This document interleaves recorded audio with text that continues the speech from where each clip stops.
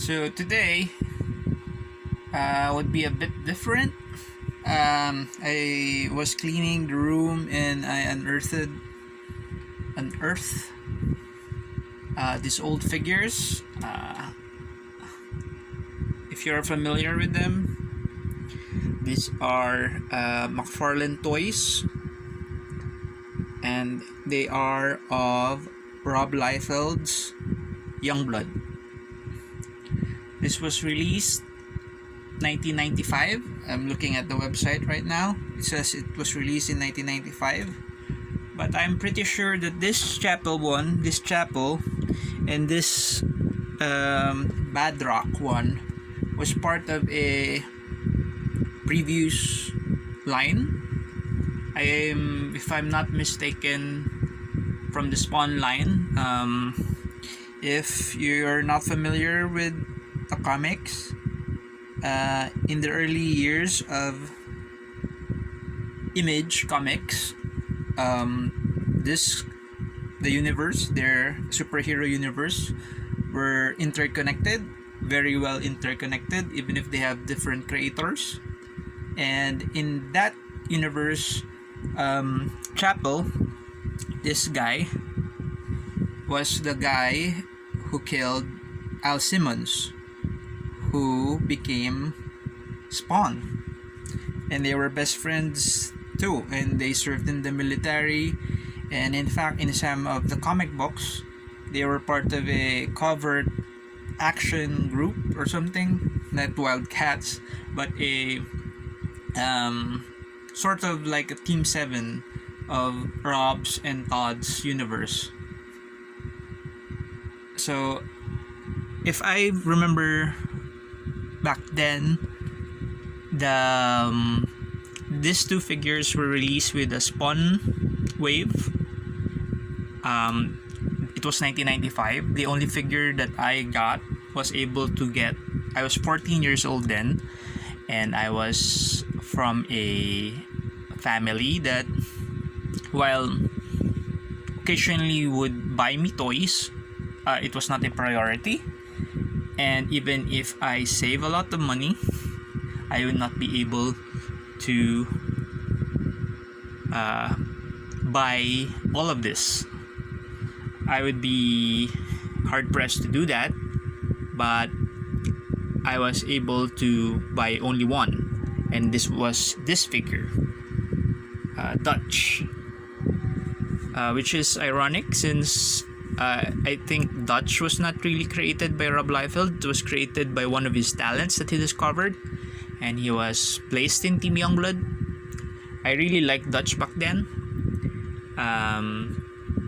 So he was the only one I really bought with my own money. I saved for like a week. Then keep in mind that during those times,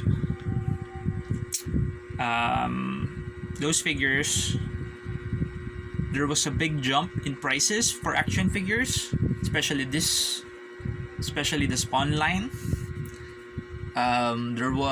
Before that, there was Toy Biz X-Men. That was the one I was collecting. Well, not really collecting, because occasionally buy. I occasionally bought. And also these figures, if you could see, they're really well sculpted for the initial line. The Spawn figures were game changers, really game changers. Before the Spawn line from Macfarlane Toys, most of the toys, well, they're good action figures from comics, while most of them look cartoony. Most of them cater more to kids and don't really have that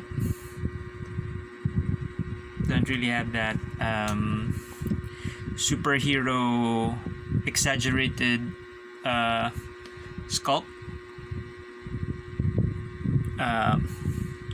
But Macfarlane Toys came along, and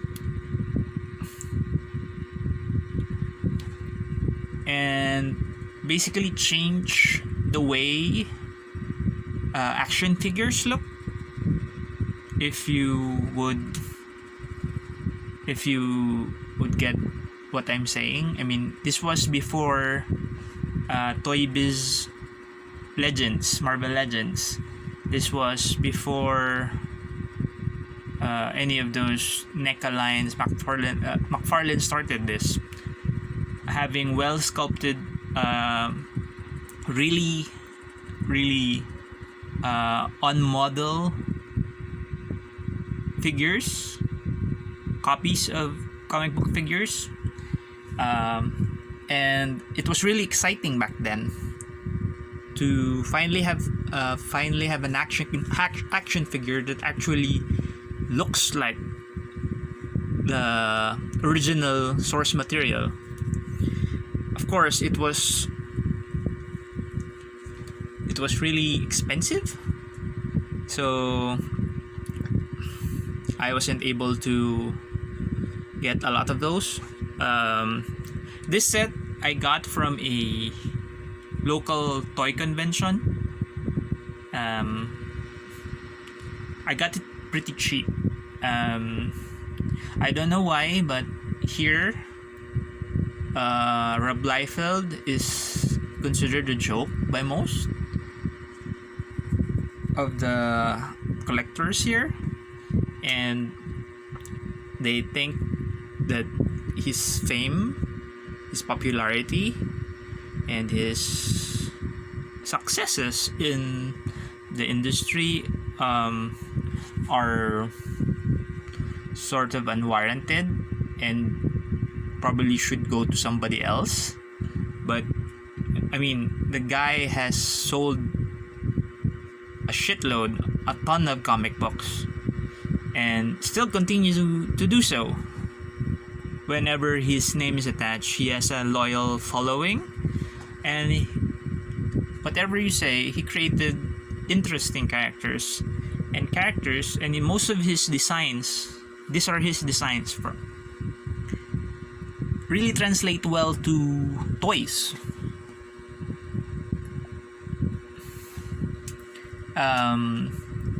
Recently, Hasbro's Marvel Legend line has started to make versions of the X-Force characters that he designed during the 1990s when he relaunched New Mutants as X-Force, and those figures look great. I mean, his design sense translates really well to toys. This figure actually, I'm not really fond of his face, but everything else about it, the pouches, the shoulder pads, the bandoliers, and everything, it looks great in a toy. I mean, look at that. Most of these figures are already missing a lot of parts. Actually, yeah, let's discuss first each character, okay? This one is Die Hard. This one is Die Hard. Features very limited articulation. One thing about the early Macfarlane toys, while they are beautifully sculpted, and after this line and towards the more recent ones, their paint job really took up a notch. Well, this one is still the what do you call that? During this time, the paint job on this is just flat, but after this and the lines that followed this, their paint jobs were really great, and they're actually like mini statues. They veered away from like being your action figure to more of like small scale statues. But the downside to that was it had limited articulation, which I think Hasbro, not Hasbro, Toy Biz Marvel Legends really push the notch on it being so articulated and being so postable. Anyway, so this is Die Hard. He's a cyborg, and that A stance, you cannot remove him from that A stance. Let's. Sorry for this. Okay. Now his articulation is he has a waist swivel.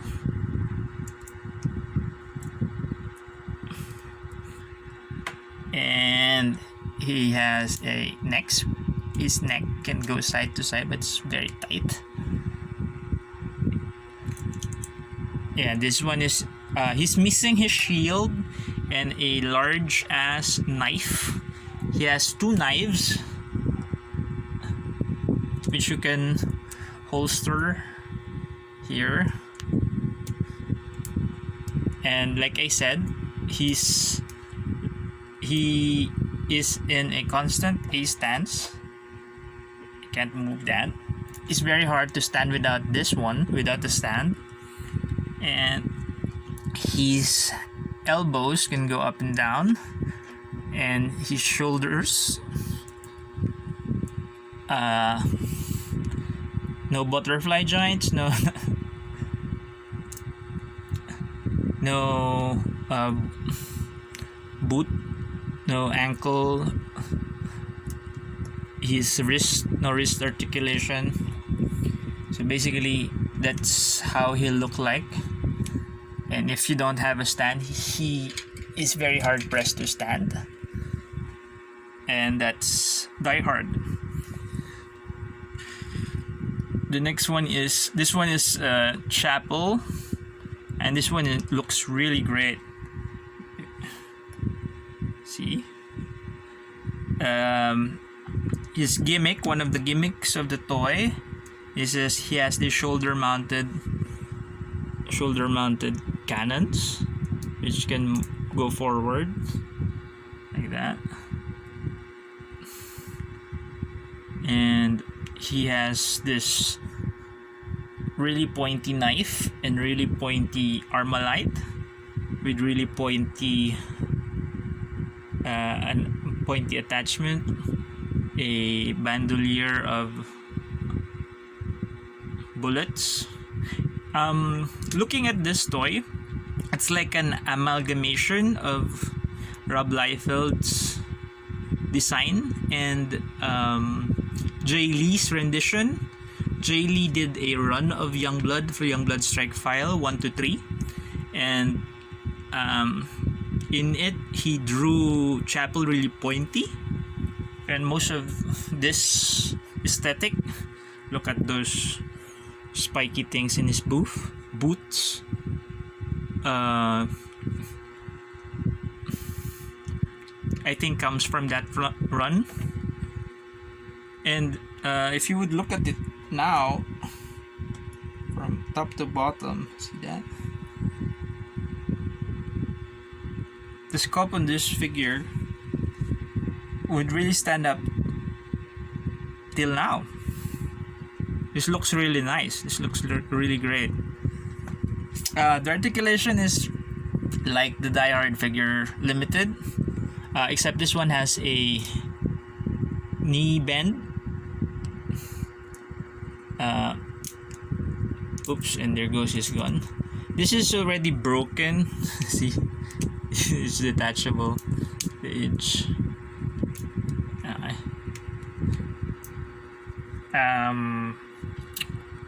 No waist swivel.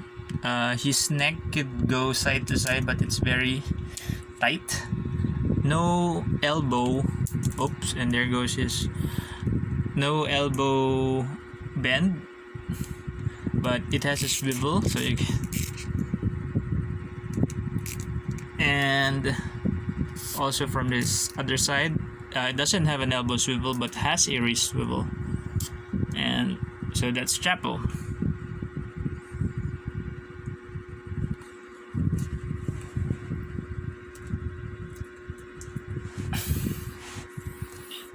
And look at that weapon. See, it's a bit bendy, but if you're looking at it, it's really well designed, really well sculpted. It's reminiscent of Macfarlane Toys Fortnite right now. And next is Jeff Terrell, Chef. Chef is the leader of the group, and I don't know if it's a jab at Mr. Liefeld, but this toy really has tiny feet. If you could see it, look at that. It's very tiny, and if you try to make him stand without this figure stand, it would be really hard to. Like Chapel. Okay. Like Chapel, I believe that this design and this sculpt, except for the face is a bit meh. It's okay for that time, and also the hair, but other Macfarlane Toys really up the ante on the sculpting. So this figure is a bit subpar if you would consider that, but for the time it was created, it was produced, it's okay. Unlike these other two figures, your shoulder go up and down. It can go sideways for a bit for that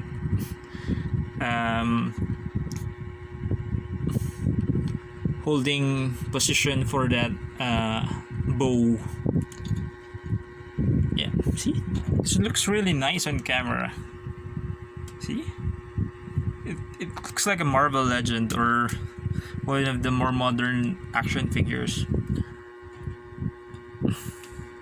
So that's Shaft. There's a knee bend, and like I said, it has really tiny feet, very tiny feet.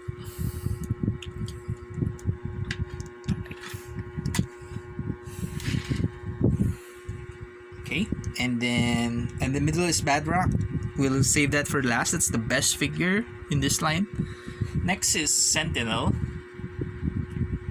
Sentinel is the leader of the away team. It has gimmicks, and it used to have a here you can see that here. It used to have a missile that can shoot out of it, and I just lost it a couple of minutes before I was setting them up for this video. Some of the gimmick of this toys is just can open, and this one is already glued on, but on this other side it goes outwards and then opens like that. Oops, sorry. Goes outward and opens like that. And for articulation, has limited movement for his shoulders, and he has these spiky things that go out. I guess that's for flying mode. Really spiky. He has a knee bend, and that's Sentinel. This is Troll. Yeah, Troll is a troll.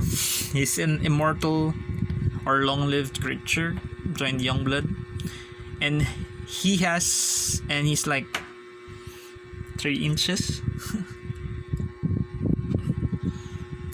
And his only articulation is his waist. His hand can go up and down,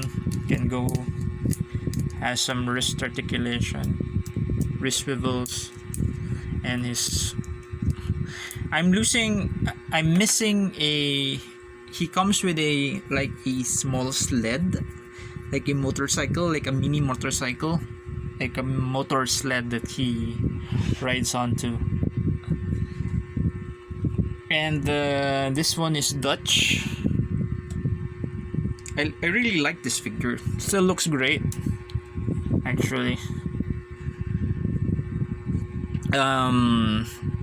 When I was a kid, I used to play a lot with this, and because of playing it with it, I've lost a lot of parts. I lost his arm cannons. There was 2 arm cannons here. Has rubber tubes going to his back, and it has shooting missiles, and now those are all gone. Articulation is basically the same. He has no knee articulation. Has some wrist swivel. This one doesn't, but his elbows can do that. And like I said, I mean, most of these figures, they have normal size feet, normal size feet compared to their bodies, except for Shaft. Shaft really has tiny feet. I don't know why.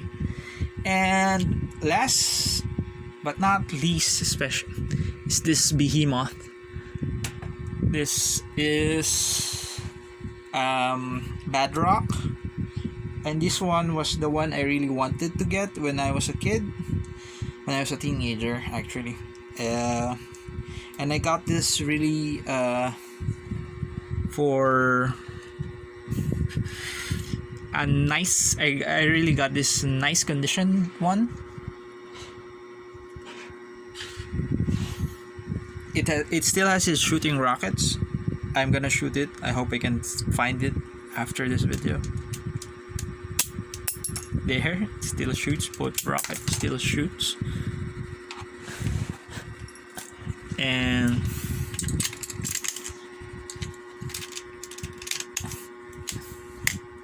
look at that. See, it's still a very nice figure.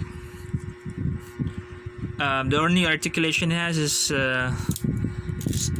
wrist swivels, shoulders up and down, his legs, and like he can do the like this. He can, like, he's dancing. One thing that's different from other figures right now would be this one is hollow. I believe it's hollow. Yeah. So it's not that heavy. Yeah, I just wanted to show you these figures. I mean, I'm sure a lot of you grew up with these figures, and they're really nice. I wish Rob Liefeld could get the license back, could get his figures, his creations back, and he can do comics with them again. I wish he could license the toys back to Todd. I mean, those Fortnite figures are awesome. I mean, imagine a Youngblood line with that level of sculpting, that level of articulation, that level of detail to all the accessories. That would be really amazing. So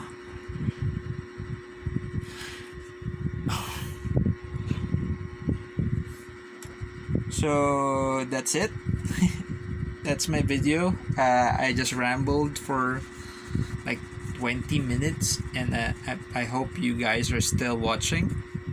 I know the camera work is sucky, and anyway, this has gone too long,